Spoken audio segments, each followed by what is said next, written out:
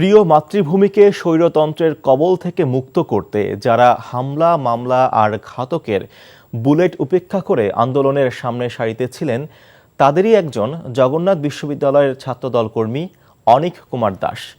16 জুলাই আওয়ামী সন্ত্রাসীদের গুলিতে আহত হয়ে এখনও হাসপাতালের বেডে চরম অনিশ্চয়তায় দিন কাটছে তার।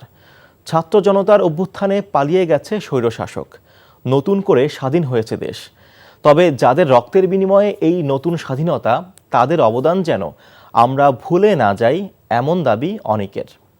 বিস্তারিত জুনায়েদ আল হাবিবের রিপোর্টে। প্রাণের জগন্নাথ, তোমরা আন্দোলনে আসো।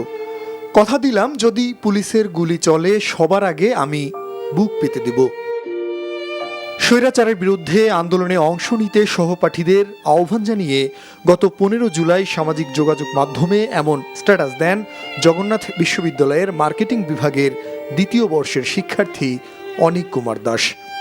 এনজিওর কিস্তি প্রথমবার বিকাশ পেমেন্ট করলেই 20 টাকা ইনস্ট্যান্ট ক্যাশব্যাক। কথা রেখেছেন অনেক। পরের দিন 16 জুলাই শিক্ষার্থীদের আন্দোলনে নির্বিচারে গুলি চালায় স্বৈরাচারের বাহিনী। সেদিন ঘাতকের বুলেটকে রুখে দিতে বুক টান টান করে দাঁড়িয়েছিল অনেক। আওয়ামী সন্ত্রাসীদের এক ঝাঁক বুলেট হঠাৎই সেদিন আঘাত হানে অনেকের পেটে। গুলিবিদ্ধ অনেক হয়তো ভাগ্যক্রমে বেঁচে গেছেন, কিন্তু হাসপাতালের শয্যায় এখনও কাতরাচ্ছেন তিনি। জীবনের আশা নিরাশার দোলাচলে ভবিষ্যৎ যেন জমাট অন্ধকারের মতো অনিশ্চিত হয়ে গেছে।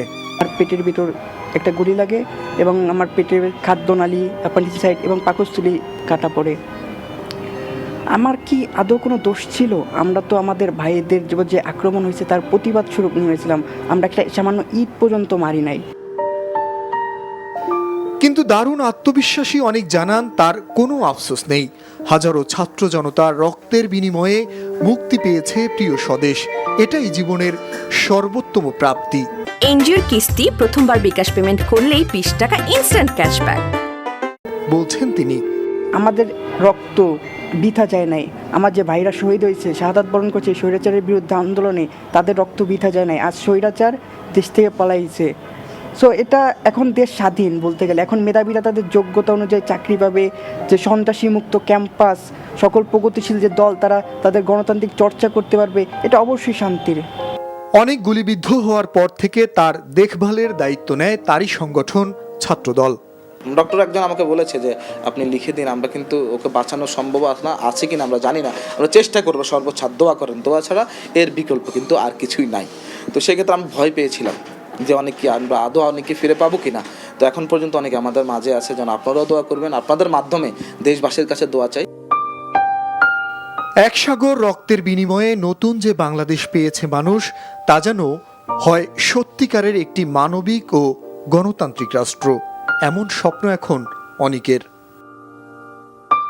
জুনায়েদ আল হাবিব, এনটিভি নিউজ, ঢাকা।